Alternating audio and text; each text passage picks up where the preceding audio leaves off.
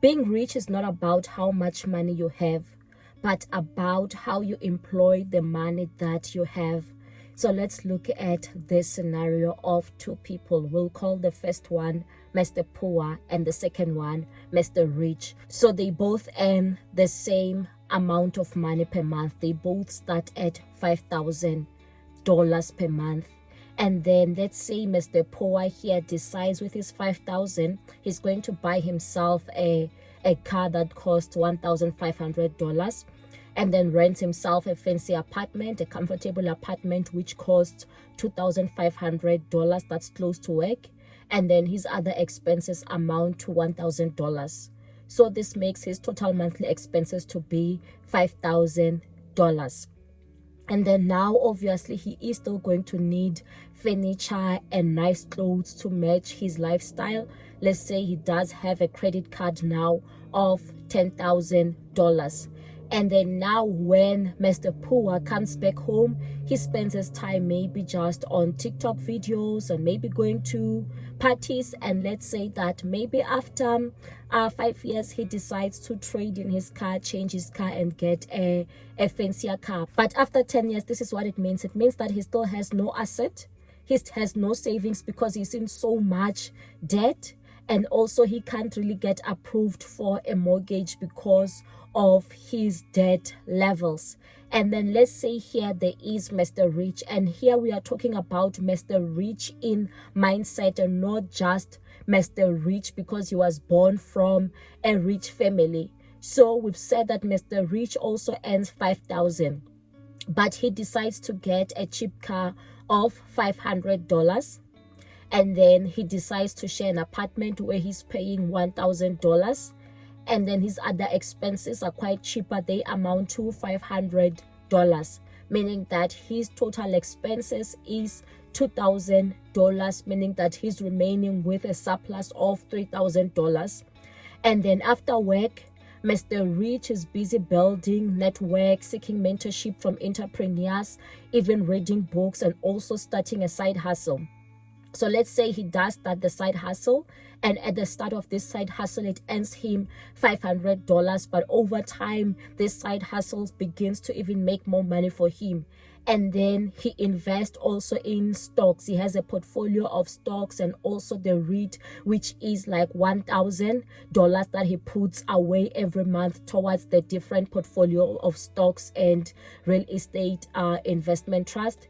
And then he also gets a mortgage bond to rent out to a tenant. So this mortgage bond is $2,000. He pays $2,000 a month, but his tenant pays him $1,500 a month. So it means that the remainder at the end of the month that he's remaining with, when we take what he's invested plus also what he's making from his side hustle plus what his tenant is paying him, he still remains with $2,000, meaning that he can still invest in additional assets or even now employ people to build up his side hustle so that it can scale up. So imagine what happens after 10 years. After 10 years, his assets have appreciated in value, the stocks have appreciated in value, and even his properties have appreciated in value if he wanted to add even another property.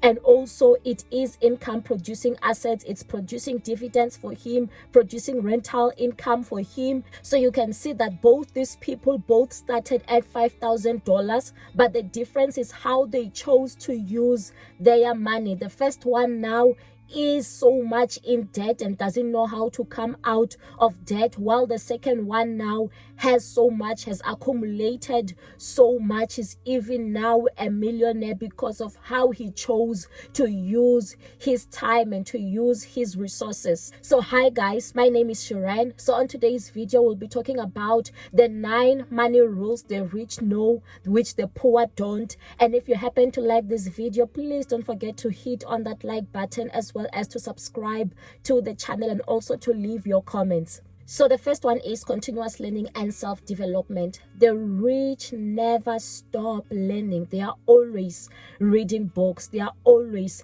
investing in courses. They are always having mentors who are teaching them things that they never knew. They are always investing in their financial education, while the average person or even the poor, once they are done with their course in university, that's the end of them learning. There's no longer the continuous learning.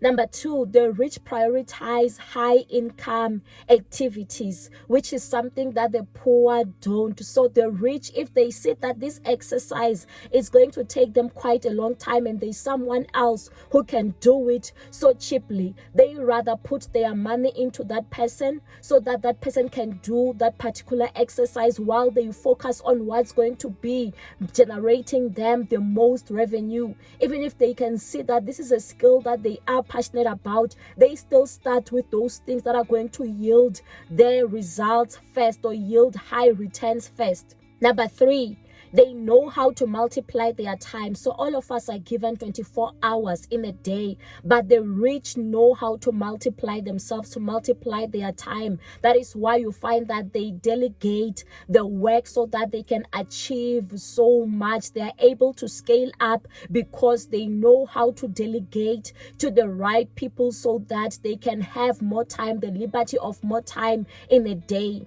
They invest in assets, which is something that poor people don't do. All they are taught is only about survival and savings. But the rich are investing in the assets because they know that when they are investing in the stocks, when they are investing in the real estate, those things become income generating assets. Those things even appreciate in value over time. Number 5, the rich have a long-term perspective. So when they do their investments, they do it with a long-term mentality, unlike the poor. That is why they end up being scammed, because they want quick wins very, very fast. They invest in something that's going to give them high returns in just 2 months or in just a week. But the rich know that building wealth is a long-term game, and they are quite persistent and quite consistent in it. 6, tax optimization. So the rich know how to optimize their tax or how to pay less taxes, because the middle class ends up being the one that pays even the most tax, because what you are making from your employer, all of it get taxed. You can't really deduct for your own expenses. But the rich know, they've set up structures in place so that they can get the tax benefits, so that they can deduct every single expense and only get taxed on what is necessary. And also when it comes to them giving out donations, they give out strategic donations that are going to be reducing their taxes. 7, leverage and debt management. So the rich understand that they have to use leverage and debt in order to grow their wealth, but they use it responsibly. While you find that the poor feel like debt is such a bad thing, but if you want to grow your wealth, debt is not a bad thing as long as you are going to be using it responsibly. Number 8, emotional discipline. So the rich are disciplined emotionally. They make logical investments. They put their money away logically. They don't just use emotions when it comes to money. They use logic. Number 9, generational wealth planning. They think beyond their own lifetimes and plan for the transfer of wealth to future generations through estate planning, trust, and other mechanisms to preserve and grow their legacy. So if you like this video, don't forget to like, to subscribe, and to hit that notification bell. Stay blessed.